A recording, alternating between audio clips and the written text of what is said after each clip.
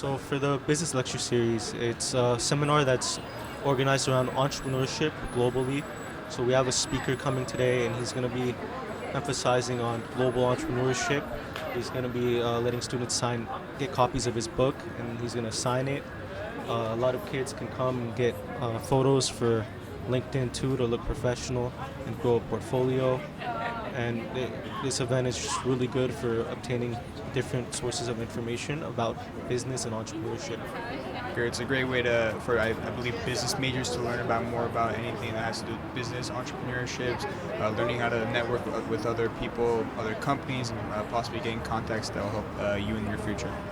I myself also want to become an entrepreneur, and I am striving to learn more and apply the things that I learn into my daily life. I think to be an entrepreneur is to challenge the status quo and innovate and come up with solutions to problems that people might not even realize exist and kind of bridge the gap between the problems and the solutions.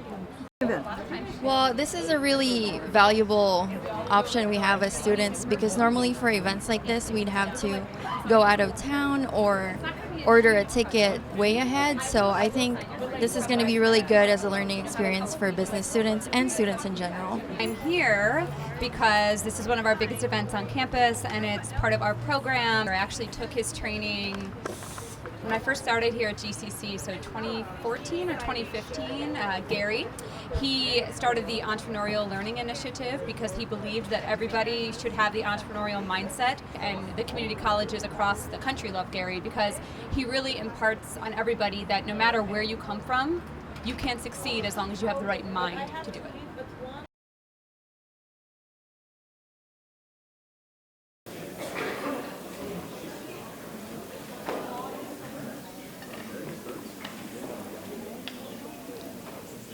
Welcome.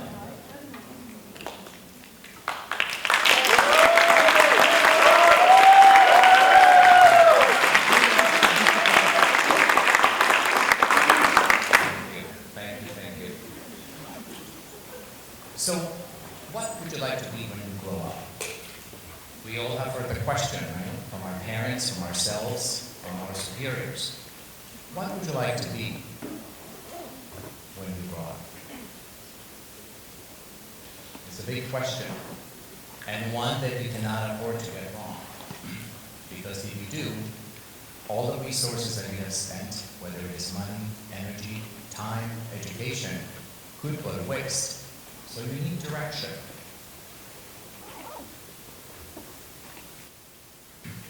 But let me ask you another question that's probably more important.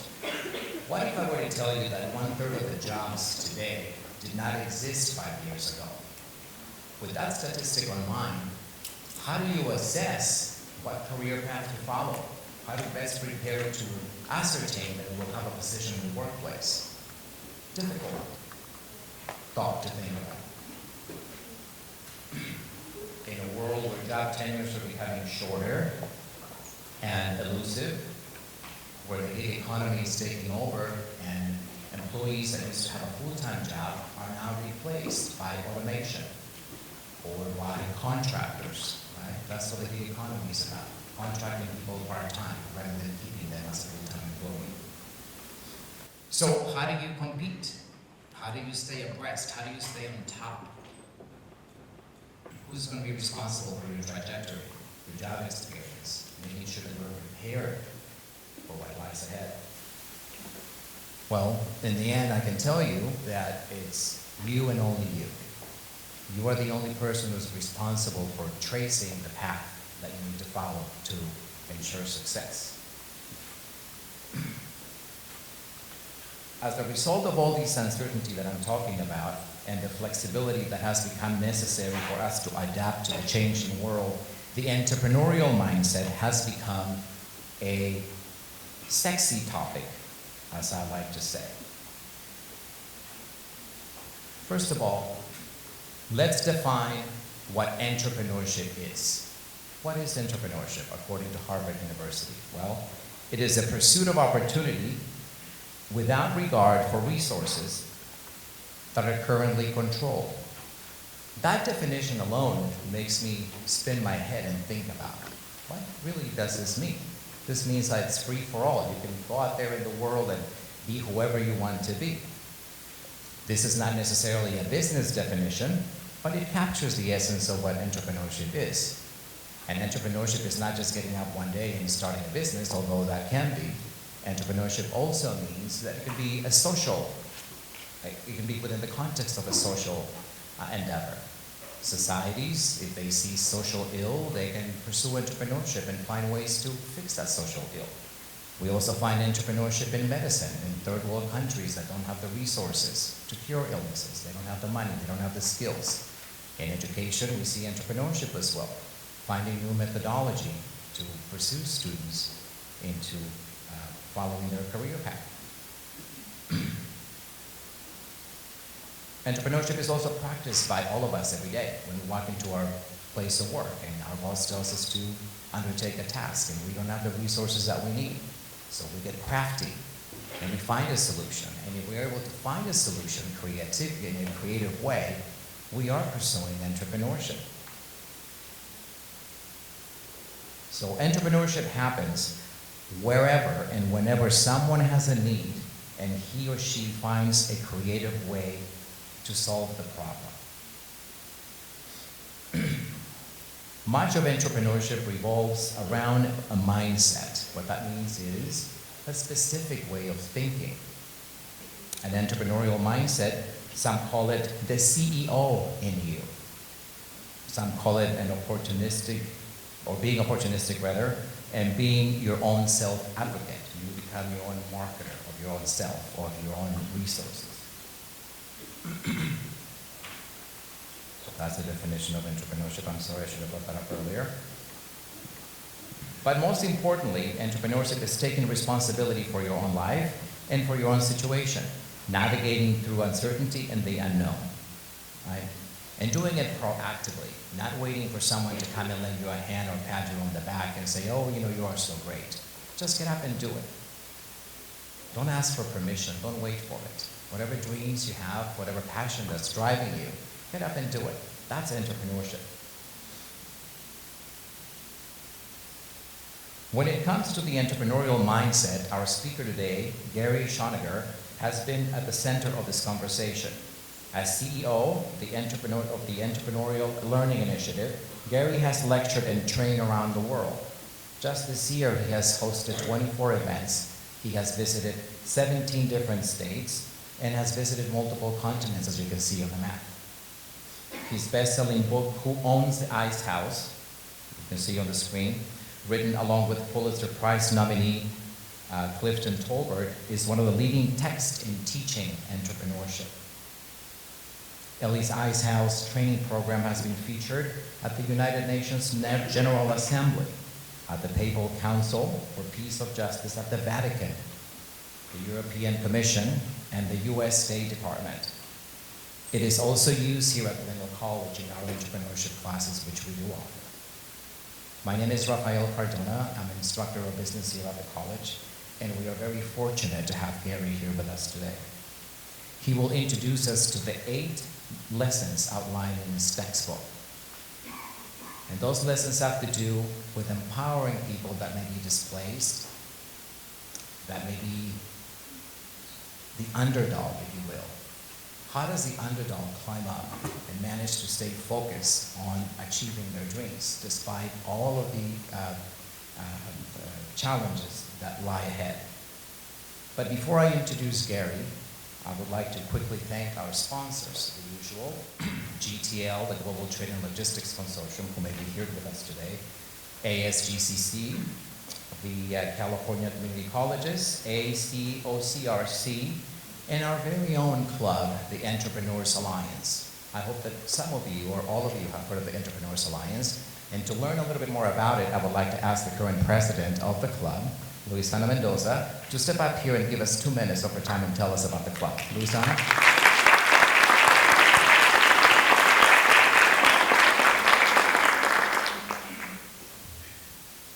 Hi everyone, my name is Luisana Mendoza, and I am currently the president of the Entrepreneurial Alliance.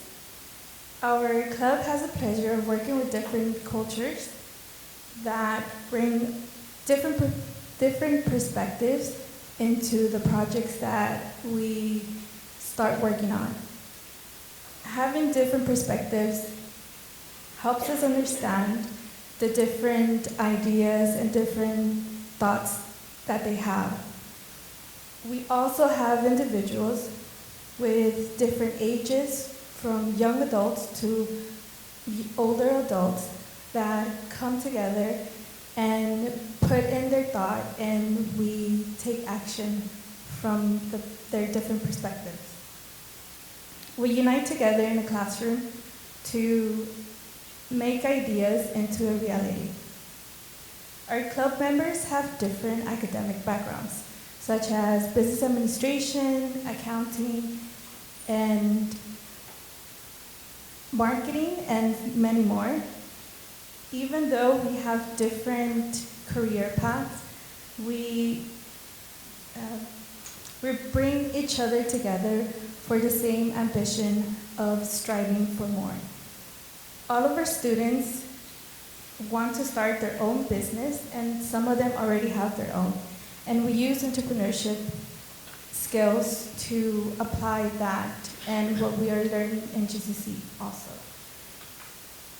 We have the pleasure to compete in the National Association of Community College and be in the top 8 winners. We also have the opportunity to work with Glendale Community College and work on their website. And we currently are still working with GCC. We also will be looking for students to internship with NASDAQ stock market. The future is bright for students. We are here to grow, gain experience, and learn to become entrepreneurship in room 223 in the library at 1220 to 120. Thank you.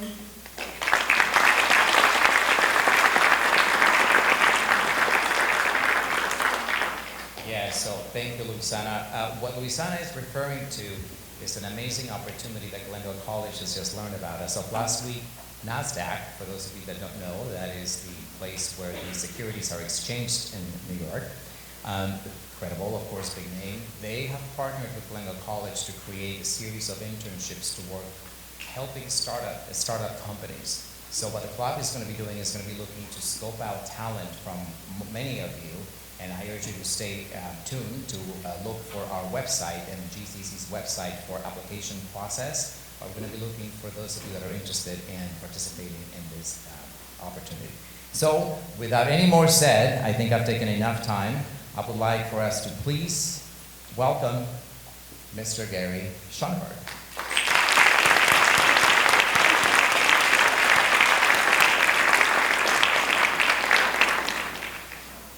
Good afternoon. How you guys doing? Good, good. Well, Rafael, I want to thank you for inviting me here. I'm honored, and I didn't know I had so many friends in the audience already. So let me figure out how to switch over to my, I got a couple of slides I want to share with you guys. Let me see if I can figure out how to do that. All right. So what I want to talk to you about today is how underdogs win. This is a subject that I've been fascinated with for more than 25 years, right? So I barely graduated from high school, and I had to learn how to be an entrepreneur in order to survive, right? And I started to become interested. I started to realize that my entrepreneur friends think differently, right? And I'm not really interested in how Mark Zuckerberg does it, or Elon Musk, or Jeff Bezos, because I don't have an IQ of 180. I don't come from a wealthy family. I'm not at Stanford, right? I wanted to understand how people who have no particular advantage in life manage to rise up and create meaning and prosperity in their lives. And I chose those words very, very deliberately, because you can't have one without the other. You understand? If you set out to make a lot of money and that's all you care about, you're going to probably not have a sense of meaning and purpose in your life. So what I wanted to understand is how underdogs win. How do they rise above those circumstances to create meaning and prosperity in their lives? Anybody want to know the answer to that question? It's kind of a cool question, isn't it? And I think half the trick to life is like not, is coming up with the right questions to ask. And so this question took me on a journey. I started on this journey in 1991, right? Half of you guys weren't even born yet. And I started on this quest to try to figure this out. Like, how do they manage to do it, right? How do they rise up? How do they overcome how do they see the opportunity that the rest of us don't see? Right? They got some kind of magical thinking or something. How do they do that? And then how do they overcome all the barriers? Where do they get the resources? And more importantly, where do they get the resilience to keep getting up every day and get after it? Right? Where does that come from? Is that something we either have or you don't? What's that all about, right? And so what I figured out really quickly is, like these underdogs, they're all entrepreneurial in some way. They don't necessarily own a business, but they're entrepreneurial. Right? And I'll define what that means. I'll talk about what that means. So, I became fascinated with this idea. I started by reading biographies of like famous entrepreneurs. I didn't know where to start, right? And then I started talking to my friends that own businesses, and I started talking to my friends' parents, right? I had a friend whose dad was like an Italian immigrant, and he came over here with nothing, had a second shift factory job, saved every penny, started mowing lawns on the side during the day, went to his second shift job, and built this like empire, right? Like, how does that keep happening? Because you all heard that story, right? Half of you, you probably come from families of that story. Right? People show up here in this country, immigrants show up here, they got nothing, they can't speak the language, they got $100 in their pocket, and if they're lucky, and 20 years later their kids are going to Ivy League schools. How does that keep happening? What is up with that? Right? And they're not all immigrants, I don't mean to imply that, so I went on this journey and I started interviewing all these underdogs. And I could sit here all day and I could tell you story after story after story, amazing stories, right, that look something like that. Maybe I'll give you a couple of examples. I met a blind guy named Jim Stovall who started a television company that would allow blind people to watch television with their ears. Right? And he figured this out after he went blind at 29 years old. Did he write a business plan and go out and raise money to do this? No. He went to Radio Shack and he bought himself a $75 tape recorder. And he had someone loan him a television with a VCR thing in it, right? You guys don't know what a VCR is, do you? Okay? All right, good, good. And he went into a broom closet. This is a blind guy, you understand. He went into a broom closet that was lined with life jackets. And somebody took the doorknob off the broom closet because they have no way to let him know to start talking.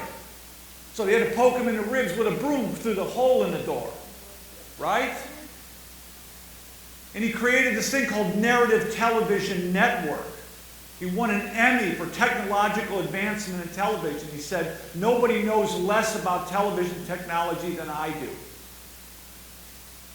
I went to Washington, D.C. I met a lady named Dawn Halfaker.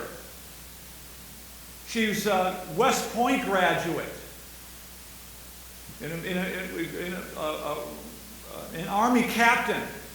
She was in a Humvee in Iraq in 2004, took a direct hit from an RPG. She woke up in a hospital. Her dad's sitting there. She woke up from a coma. She had no idea what had happened. She had no idea all her colleagues that were in that were in that Humvee were killed. She had no idea that her arm was severed. Her right arm was gone at the shoulder, right? And she woke up from a coma. She said, like, my God, what am I going to do with the rest of my life? And she felt compelled to stay connected to the mission, that she couldn't go back onto the battlefield with just one arm. So how can I protect soldiers on the battlefield? She came up with a way to make sure that blood loss, like cauterization techniques, got to the front lines and saved soldiers' life. She started with a laptop in one arm at her kitchen table to try to solve a problem that would help other people. Right? I recently met a guy named Frank Mugwegwe. I met him in Johannesburg in South Africa. Frank was homeless. Homeless in Johannesburg is a little bit different from being homeless in the United States, just saying. Right? He said every morning he got up at 4 o'clock and went out looking for jobs, couldn't find the jobs. The jobs aren't there, the jobs aren't there. You know, he said he was living in a train station, trying to wash his clothes in his hands, wash himself up in the train station.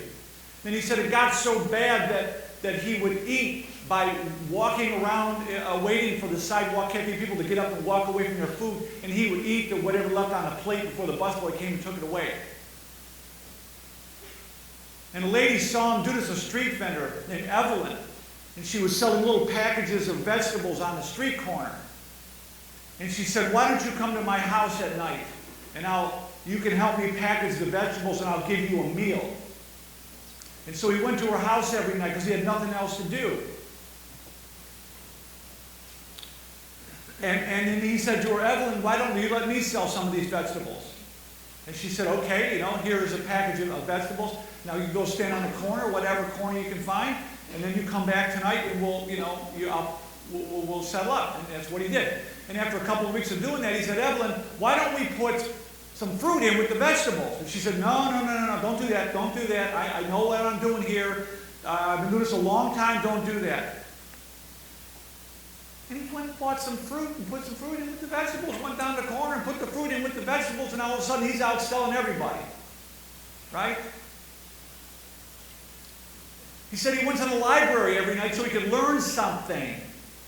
He went to the library homeless every night. The librarian noticed him after a while. He's filthy dirty, living in a train station.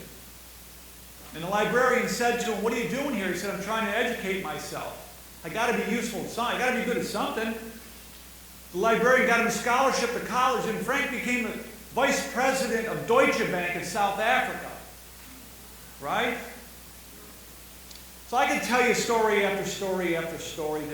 These unlikely entrepreneurs, they're everywhere. They're in every community. There's probably one sitting next to you. Right?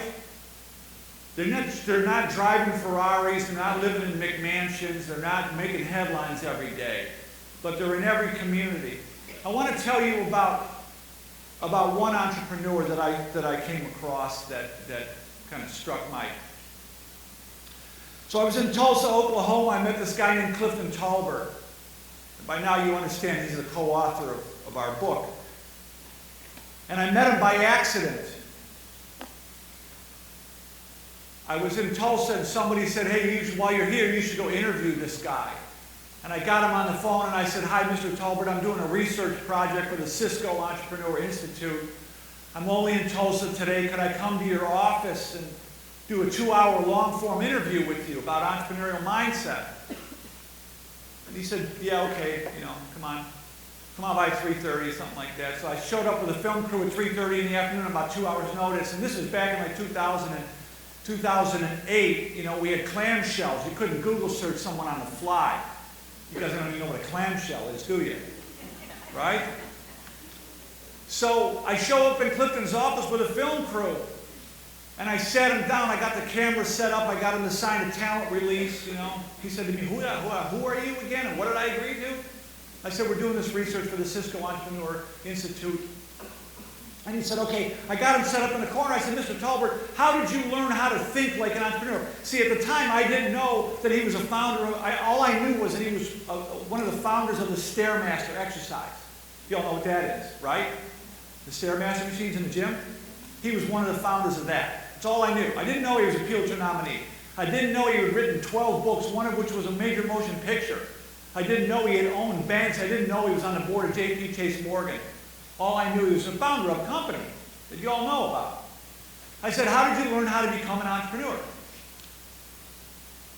I'll never forget this as long as I live. You know, he said to me, he kind of looked off in the middle distance and he said, long before this word entrepreneur became popular, the concept still existed. And he said he was born in this poor cotton community in 1945 in the Jim Crow South, in a little town called Glendale, Mississippi. He was born to a teenage mother, didn't know a father. And he said the work for people that looked like me was in the fields.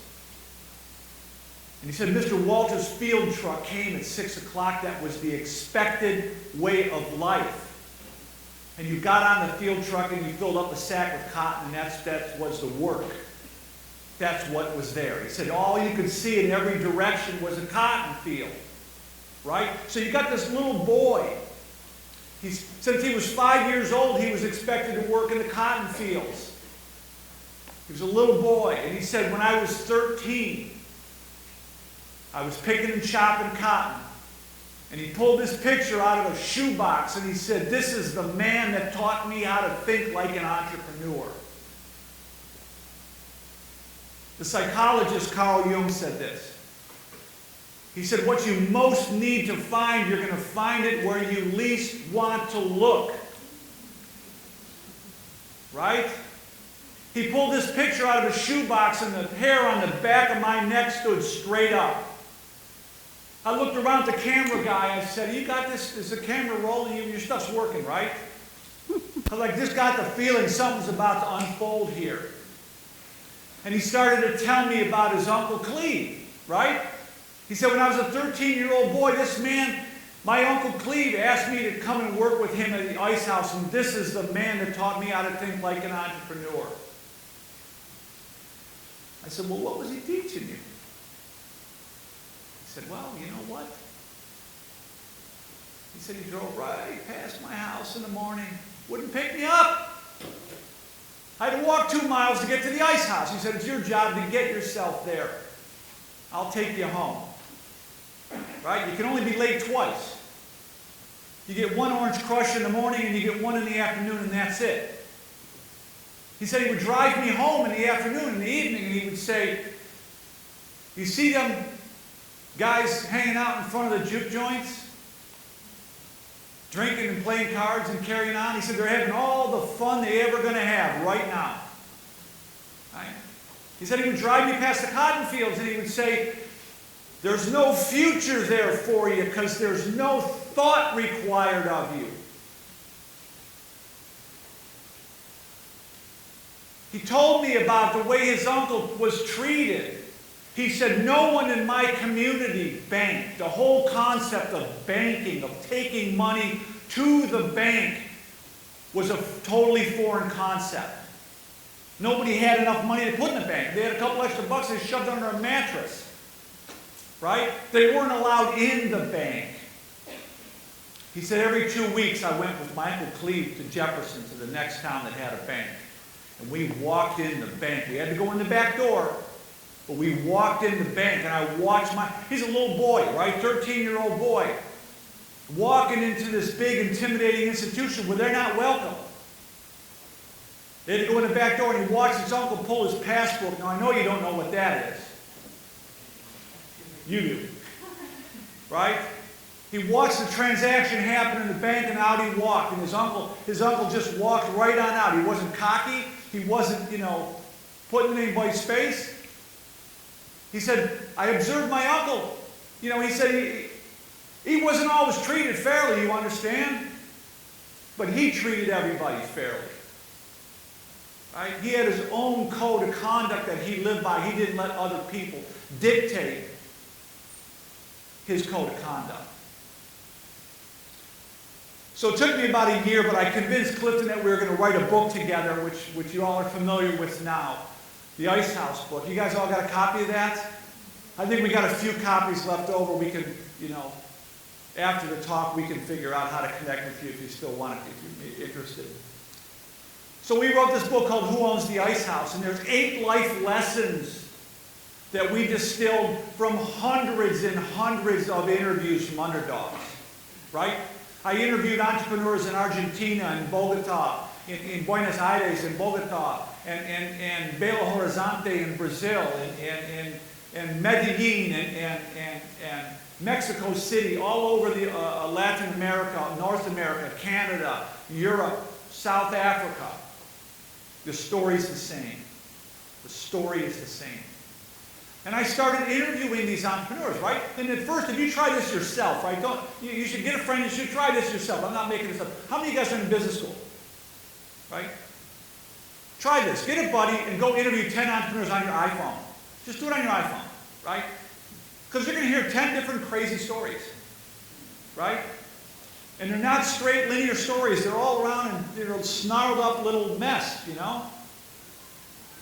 I didn't know what to make of these stories at the beginning, but over time I started to recognize patterns.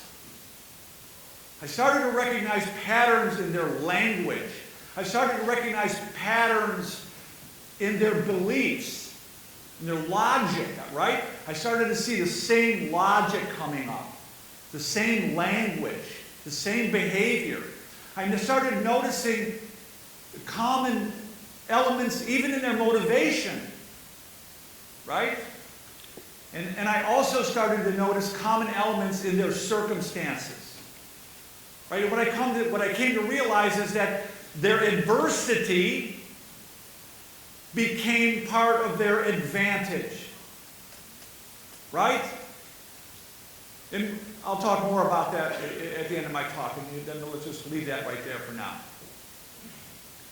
So what I'd like to do, you know, the book, the Ice House book, was translated into a course. We got some initial funding from the Kauffman Foundation in Kansas City. We created the Ice House Entrepreneurship Program that's being taught in middle schools, high schools, colleges, universities, postdoctoral seminars, workforce development, re-entry programs, professional development programs all over the world, right? Uncle Clee, people are learning about the entrepreneurial mindset from the perspective of Uncle Clee. So what I'd like to do, if you guys will hang with me, I want to kind of walk you through the 8 life lessons. You guys up for that? Okay. So I'm going to tell you, these are 8 life lessons. They're told in the book through the story of one man, right? But what I'm telling you is these are observations that kept reoccurring over and over and over across hundreds of interviews. So let's go. The first thing you'll notice when you interview an entrepreneur is they'll start to articulate some kind of a compelling goal. There's something on the horizon that resonates with them, that they're trying to get to. Right? That doesn't sound all that remarkable, does it? It's only remarkable when I ask you, how many of you have a compelling goal? How many of you have a goal that gets you out of bed at 6 o'clock in the morning on a Sunday to get after it? How many of you have a compelling goal that you just can't let it go? You're always thinking about it. You're always trying to figure out how to move the ball 1 inch down the road. Right? If you want to understand why entrepreneurs behave the way they do, all you got to do is ask them about the goal they're pursuing and find out the nature of their relationship to that goal, and you'll understand their behavior. It has very little to nothing to do with their personality traits, right? These are the great lessons of social psychology. But here's a little fun fact I'll leave you with, and I'm going to give you some homework, right? If I were you, I'd find a little journal or a moleskin or something. I'd find some time today before you lay your head down tonight and take a few minutes and start writing with your heart, not with your head, about the future you're trying to create for yourself. Start to think about what is it you are aiming for. Because if it's just a good job, that ain't compelling. Sorry. Right? What kind of life do you want to live while you're here on this earth? And how are you going to contribute? I found a study that showed they looked at hundreds of people that have gotten themselves out of poverty in a single generation. You know what was the single common denominator? This is the work of oh God, what's the guy's name? The Stanford guy. Who's the Stanford prison experiment guy? Philip Zimbardo, right? It's a time paradox. The single common denominator for people that have gotten themselves out of poverty in one generation is what? It's a future positive time orientation, right? What the entrepreneur is tapping into, I think this is my water here. What the entrepreneur is tapping into with a compelling goal is a compelling future, right? And that allows them to break from the past, you understand? Because the way your mind works is it reaches into your memory to make predictions about moving forward. So we get stuck being who we've always been, and we never get to be who we could be because we don't have a compelling goal. That make sense? Okay? So spend some time thinking about what's in your heart. What is it you want to make happen with your time on earth? And don't spend any time thinking about the how or what could go wrong or what resources you're going to need or any of that. That'll come. And it's interesting because your brain will start to figure it out while you're sleeping or mowing the grass. Right? Start thinking about and journaling about the life you want to create. If you want to dig into the research around that, I highly recommend it. All right. My point with the Thoreau quote is this. If you want to create the life you imagine, you've got to start by imagining the life you want to create. Right? So the second thing we noticed about the entrepreneurs is they tend to look at problems as potential opportunities. Right? That seems really simple, doesn't it? What do most of us see problems as? Pardon me? What most of us see problems as is something to be avoided. Right? That ain't my problem. That's not my job description. The entrepreneur has the exact opposite perspective. Every time they see a problem, a frustration, or an unmet need, they start thinking about, if I have that problem, do other people have that problem? How can we fix that problem? How can we solve it? Right? This is so simple. It's a simple secret. It's hanging out right in front of you and you can't see it. Right? Why can't we see it? Because we're trying to get our own needs met. We're trying to get through school. We're trying to study for the next exam. We're trying to pay the bills. We're trying to, take care of our families and our children and whatever. I get it. I'm as guilty of that as anyone. It never occurs to us to start thinking about, what do other people need? And look, I don't care if you got a job at McDonald's, you got a job working at Subway, where they put a uniform on you and they're telling you, here's the script, stick to it. They don't own your mind. Stick to the script. You can still engage your mind. If this was your sub shop, how would you be doing it better? What can you do to make this sandwich better? Certainly you can figure out how to make a better sandwich than that, and maybe, just maybe, on Saturday morning, you can make 25 sub-sandwiches, really good sub-sandwiches. Right? Like the sub-sandwich that you put some research into, that you went around and looked at, what's the best doggone sandwich I can find? Start asking your friends about your friends and relatives and your aunts and uncles, and like, what's the best sandwich you ever ate? You put some effort into it. And you make 25 of those sandwiches, you put them in a cooler, and you go sell them at a Saturday morning market and see what happens. Right?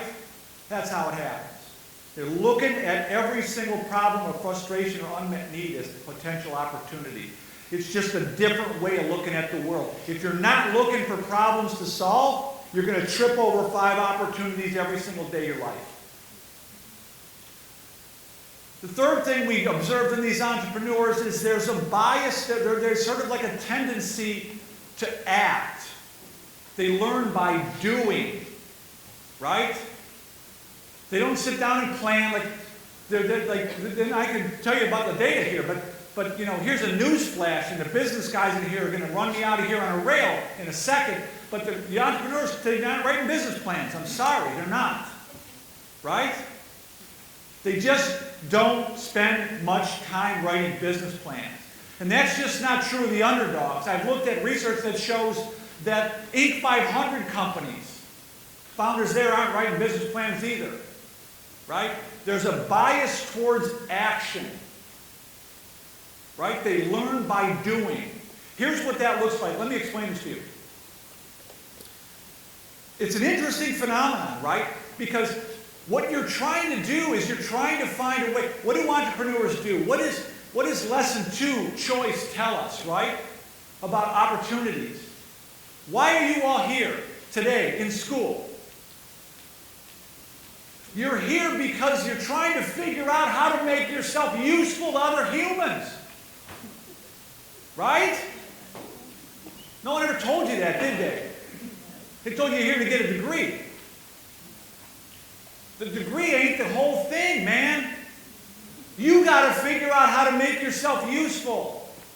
You got to figure out you got something inside of you, that's unique to you. That was your gift that you got, and that's why you came here. And it's your job to figure out how to use that gift to make yourself useful to other humans. Right? That's what entrepreneurs figured out.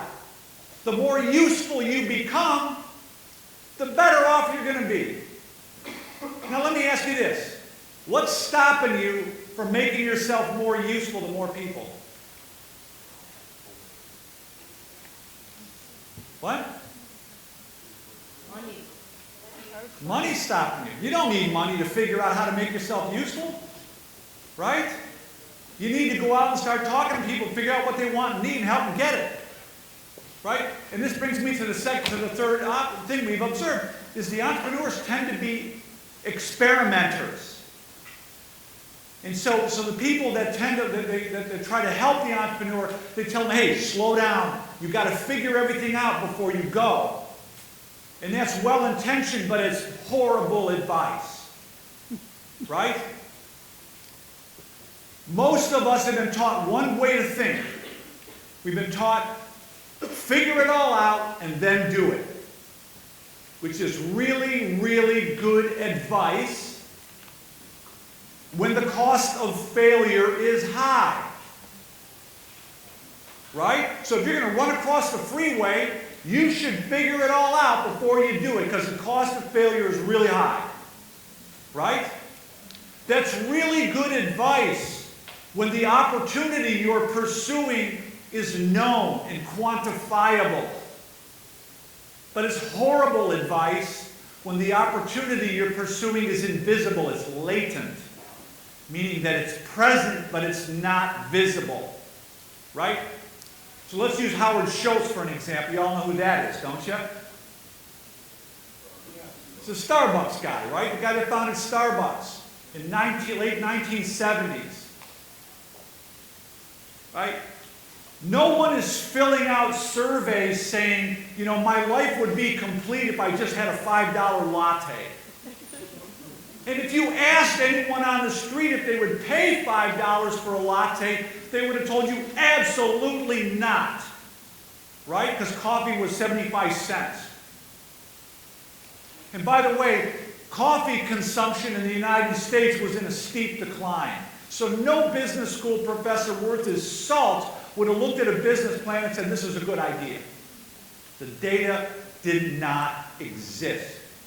And what the entrepreneurs do is they figure out how to reduce the cost of failure through micro-experimentation. They're always trying things in little ways, like I just said. Wrap up 25 sub sandwiches and put them in a cooler and try to sell them on a Saturday morning. See if you can come home with $300 or $400. You guys think you can do that? Hello? Right? All right. So the fourth thing we observed in the entrepreneurs is they're always learning. Clifton told me Uncle Cleve had a 4th grade education. But he was always learning. He had books in his 1947 International Harvester pickup truck. He would drive to the next town to talk to the Jewish merchant. right? He was always engaging his mind and figuring out what other people need. He didn't just own the ice house, you understand. He was fixing high-dollar cars. He got his hands on the manuals, on the owner's manuals. He figured out how to fix cars. He figured out how to sell coal and firewood in the colder months in the winter, right? And he saved all his money. You know, Clifton said his pants and these were going in his pants, but he had money in the bank. He wasn't trying to wear it on his sleeve. He used his money. He invested his time and his thought and his resources. He didn't spend it. He bought rental properties, right? He said this little empire thing. I mean, it wasn't an empire by our standards, but he had control of his life. He's always learning. We observe this in entrepreneurs. And here, you know, Rafael and I and others, and Rob and I have had these conversations today. Like, you know, what we see in the entrepreneurs, they're learning, but they ain't all sitting in classrooms learning. They got Audible going while they're mowing the lawn. They're watching YouTube videos. They're creating like learning networks, right? They're always learning. You know, I heard this guy say this, Naval Ravikant. I would follow him on Twitter if I were you.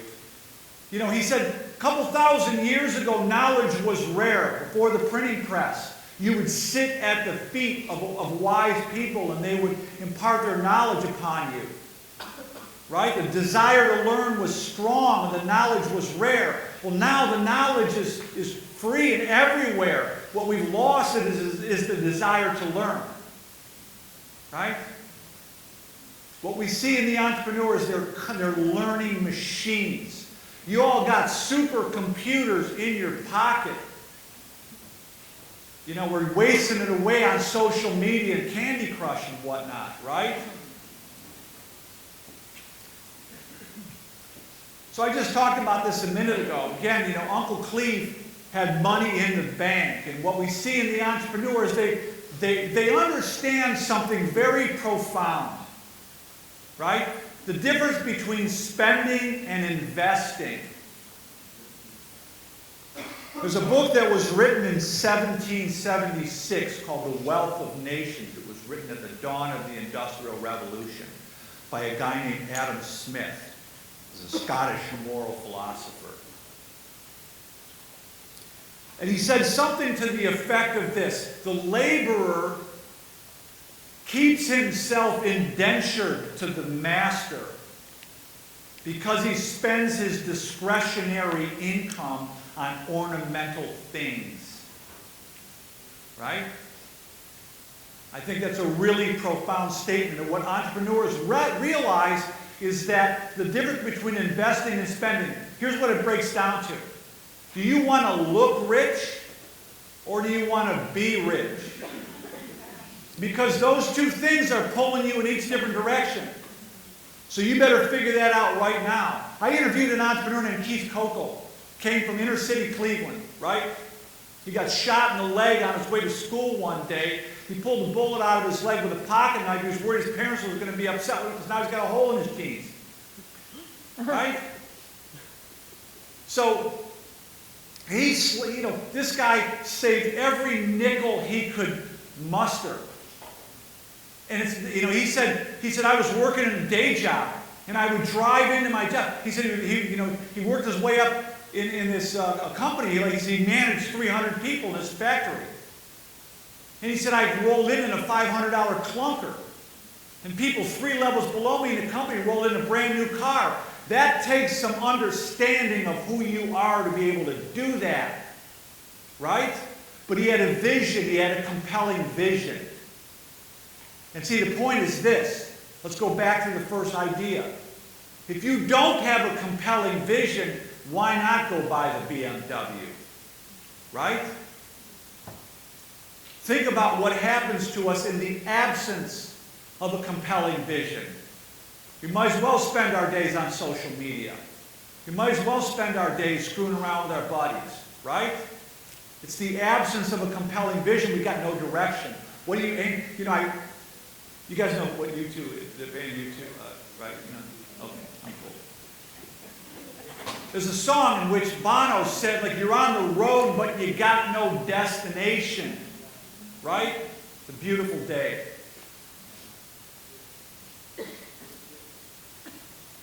Another thing that we observed in the entrepreneur is that they tend to be reliable. They tend to show up and do what they say they're going to do when they say they're going to do it, and maybe do a little bit more than you might expect. Right?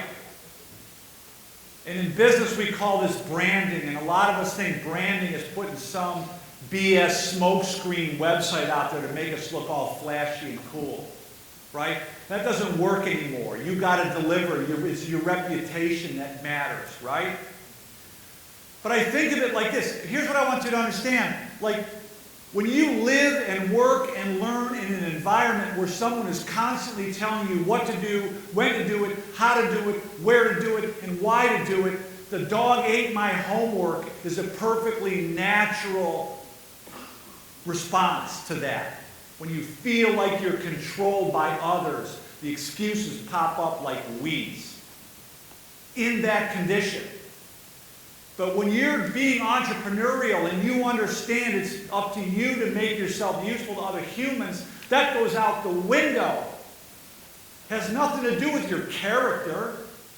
It has everything to do with the situation, right? So think of it like this. The idea of branding is really about manufacturing luck. Right? Here's how to build your luck manufacturing machine. There's 4 kinds of luck, according to Nov19. The first kind of luck is random luck. You're walking down the street, you find a $20 bill. Good for you. Totally random. Second kind of luck is hustle luck. You're out there talking to people, you're trying things, right? You're experimenting, you're having conversations, you're out there shaking the trees, and every once in a while an apple falls off the tree. That's called hustle luck.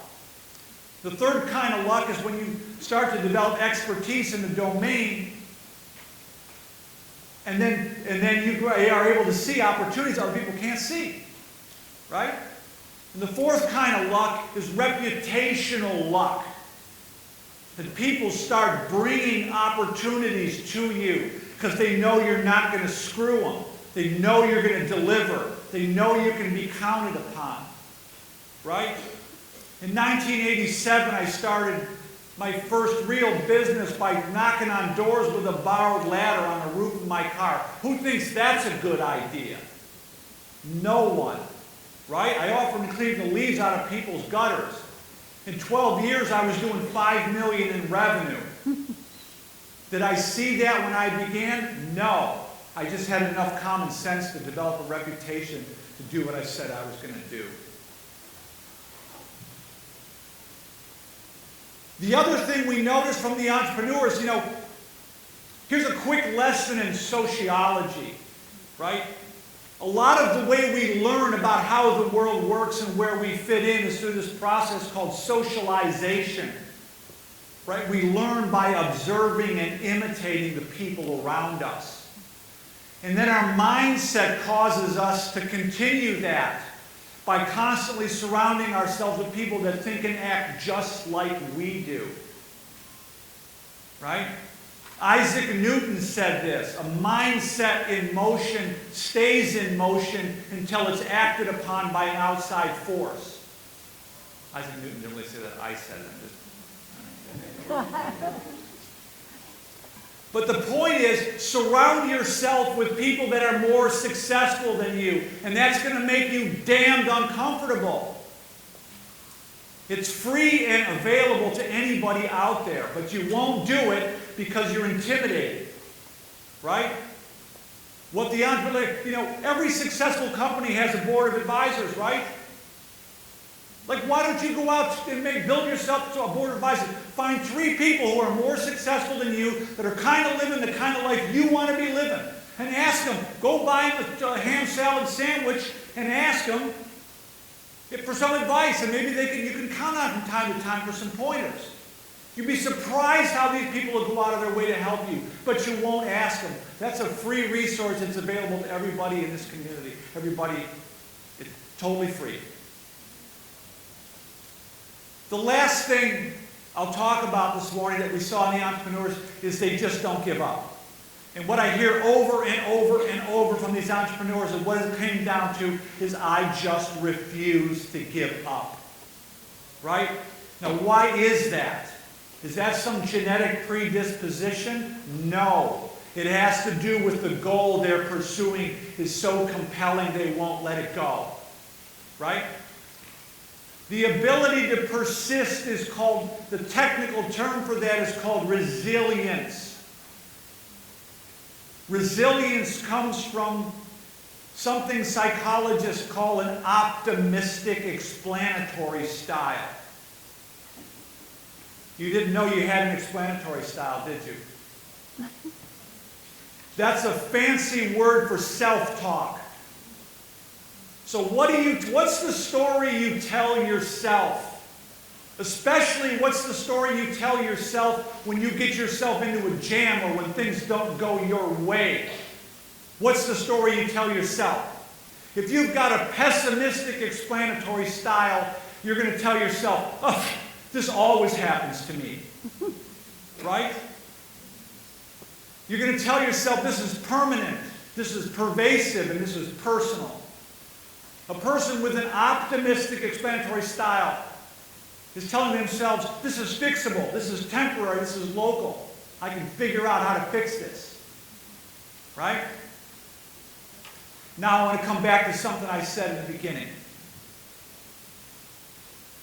What we know from the empirical research is that people who learn to optimistically interpret adversity become healthier, happier, and stronger than people who have never suffered adversity in the first place.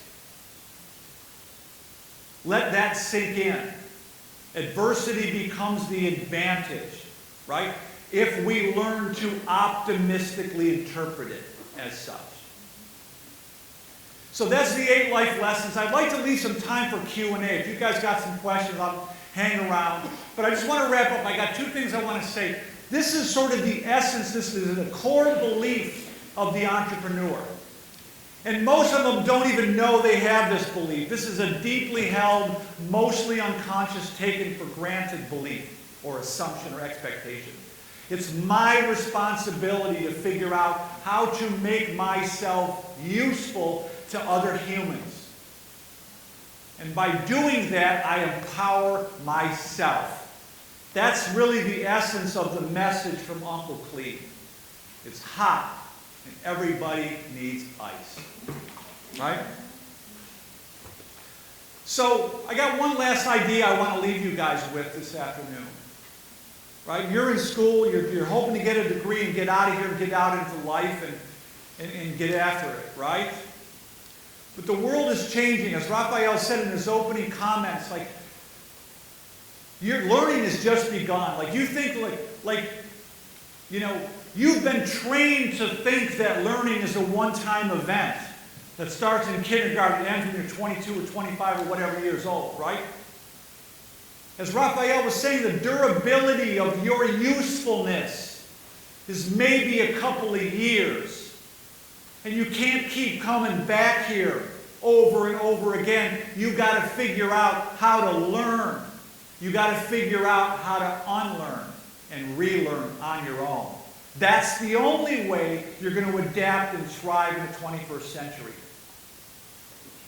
The entrepreneurial mindset will not only enable you to adapt and thrive, but it will also empower you to make a meaningful contribution to your organizations, to the communities and societies you inhabit. So thank you very much for the opportunity to present these ideas to you guys. I am happy to hang around and talk to you afterwards. Rafael, thank you very much.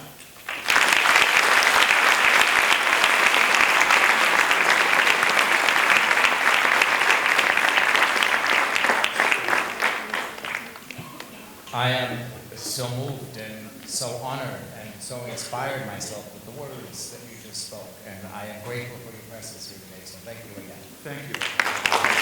Thank you. like to open the forum for questions, and if you have questions, please raise your hand and we'll bring the mic over to you. Rob? So raise your hand if you have questions.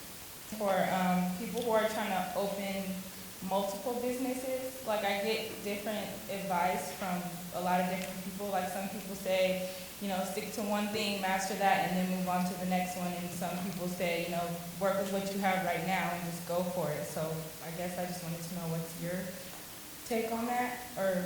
So I don't know how you start multiple businesses at once. That's incomprehensible to me, because it takes such a deep dive and concentration and focus. But I do agree with the sentiment, start where you are with what you have and who you know and get going. So here's the point, and thank you for that wonderful question. Here's the point.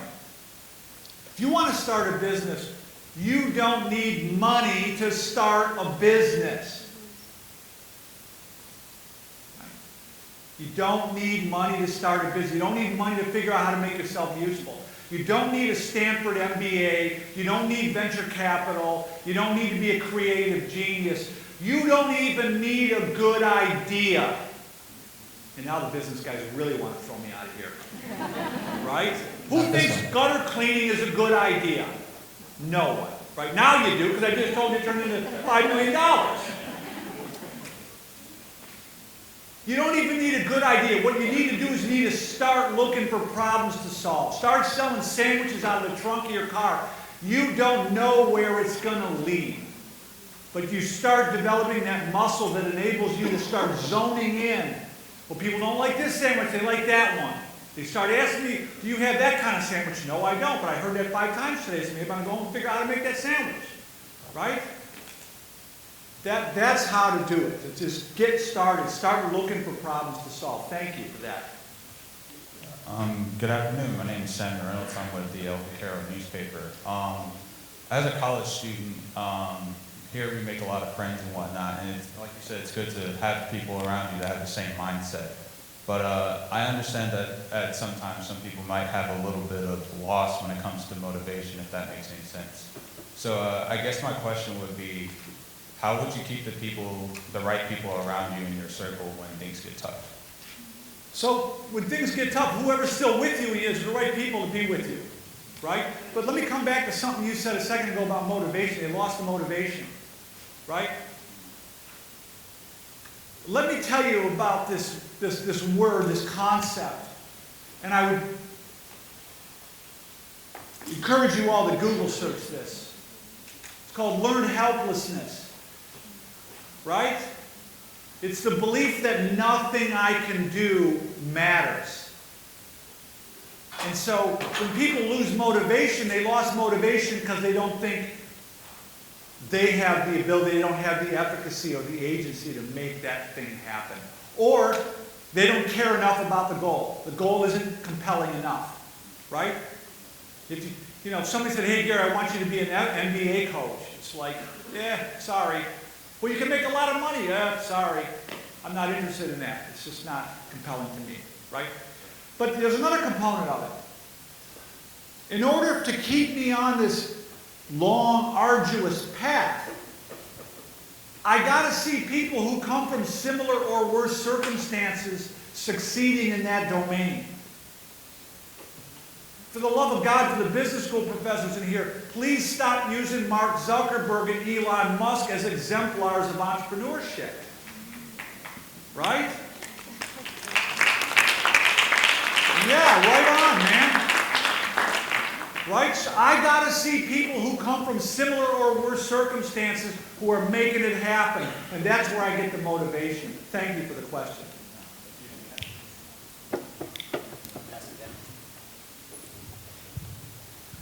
Hello. I wanted to ask, how do you respond to naysayers? And, when you were going through your fair share of struggles, how was that like for you? I want to ask because I'm sure there's people in the audience who may have in mind to be an entrepreneur or to start their own business, but I, as an entrepreneur, know that there's a lot of negativity that comes with that role. So I wanted to know, how do you respond to that? So I'm going to come back to the compelling goal.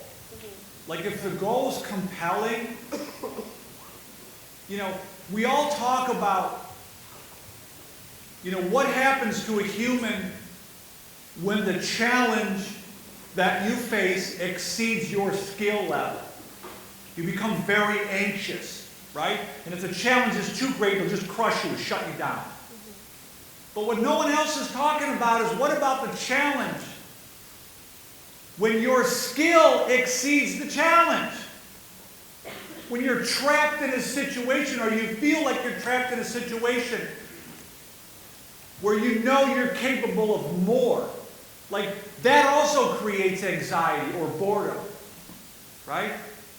So the trick is, in my view, is to start pursuing a compelling goal. It doesn't have to be to change the world. You know, I'm going to give you guys, here's a little inside tip. My boys are 27 and 29. They hear me preach this all their lives. Here's the takeaway I want to give you guys. Set a goal for yourself to earn $10,000 in a side hustle, in a separate bank account, so the money doesn't just disappear in your life, right? You give yourself, you know, I don't care how long it takes, maybe $5,000 a year, whatever. Go figure out how to make yourself useful on the side somewhere where you can accumulate $10,000. It'll change your life forever. It'll change the way you look at the world. It'll change the way you look at yourself. It'll change your understanding. It'll make you a better employee. It'll just change everything. Anyone in here can do it. But your point is, you're going to run into a lot of challenge along the way. Here's the thing. You need the challenge in order to grow.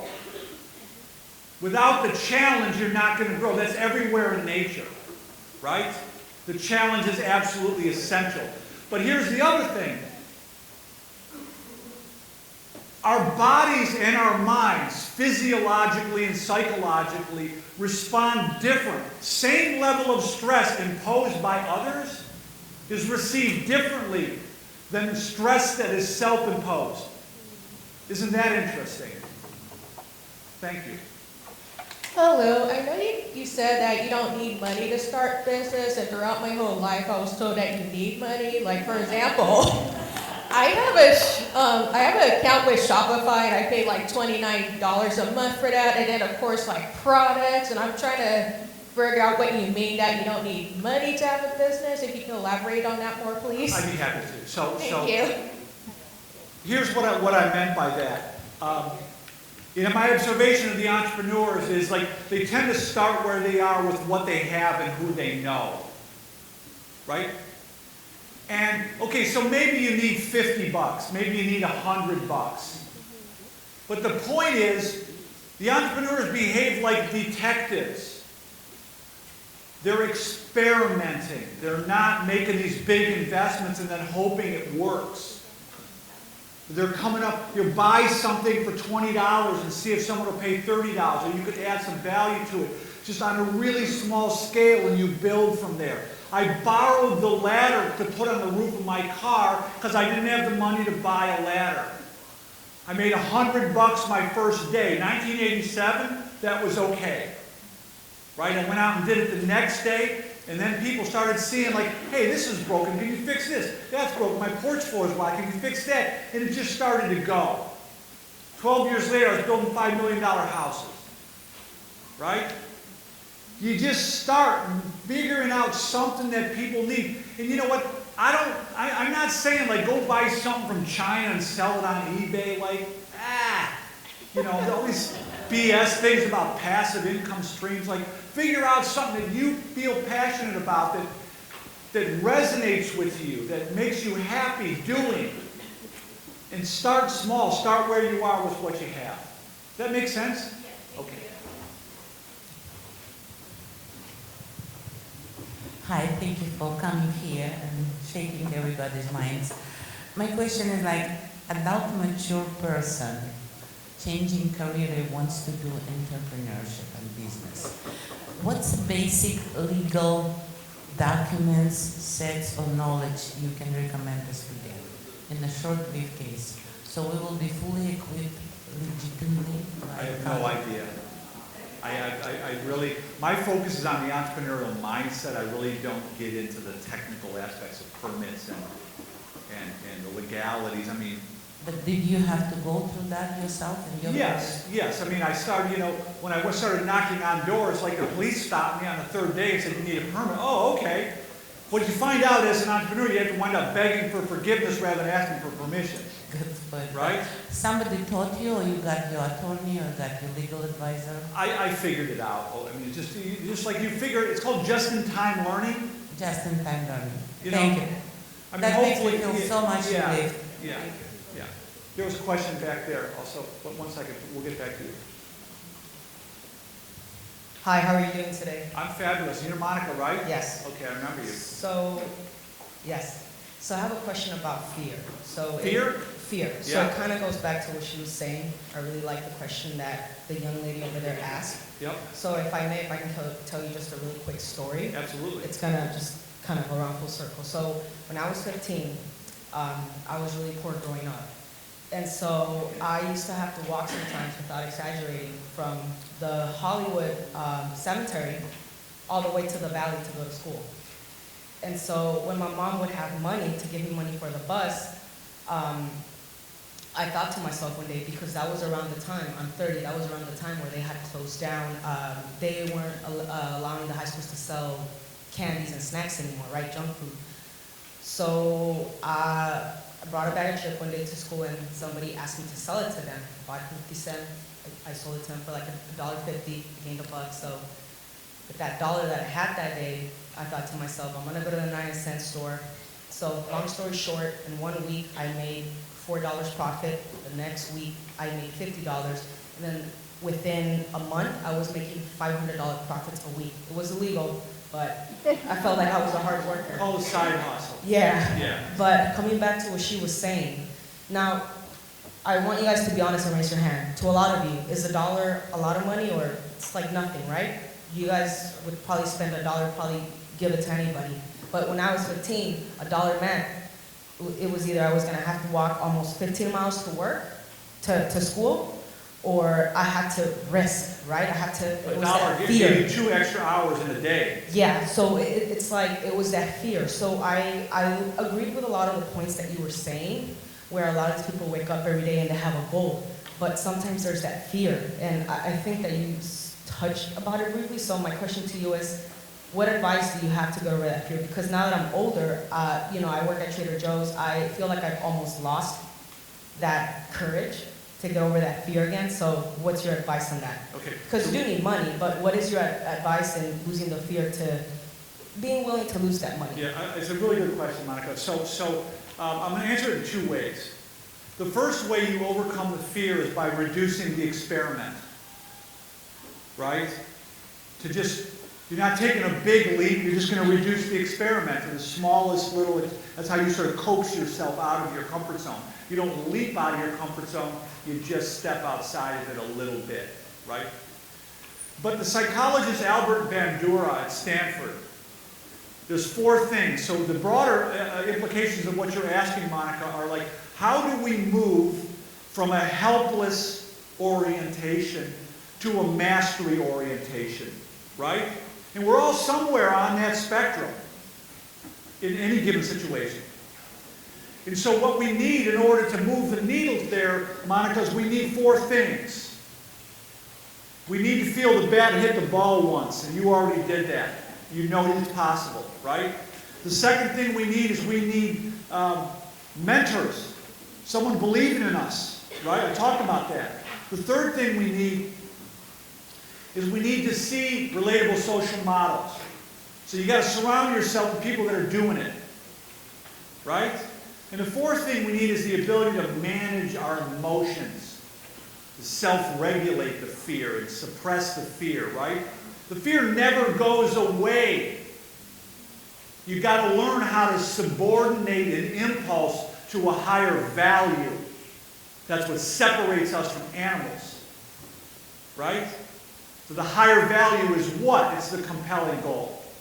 It's a fabulous question, Monica. Thank you. Okay, we have time for one more question. Well, she's got a question here. She had a hand up. Thank you. My name is Jeannie, and Jeannie. I want to give you a bow to thank you very much because you gave me a fresh breath air on an area that I was stuck.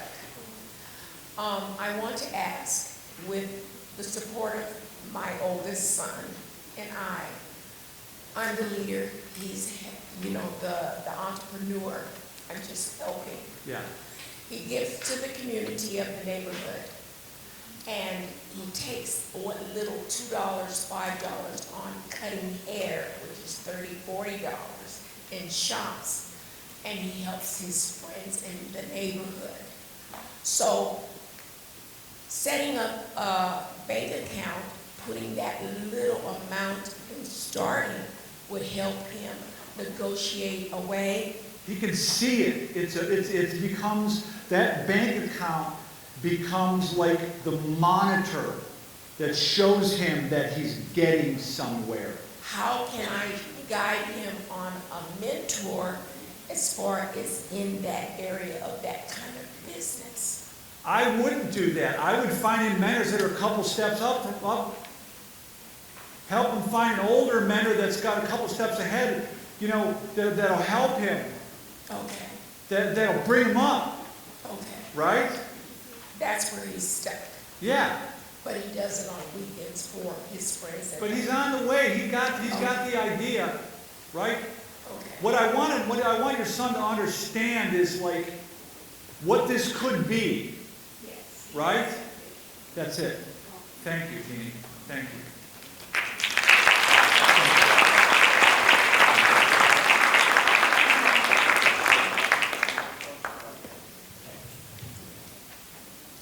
As it is customary, Gary, I'm going to hand you a plaque as a token of appreciation for showing up today. We flew all the way from the East Coast to be here with us today, so I just wanted to present this to you. Excellent. Thank you.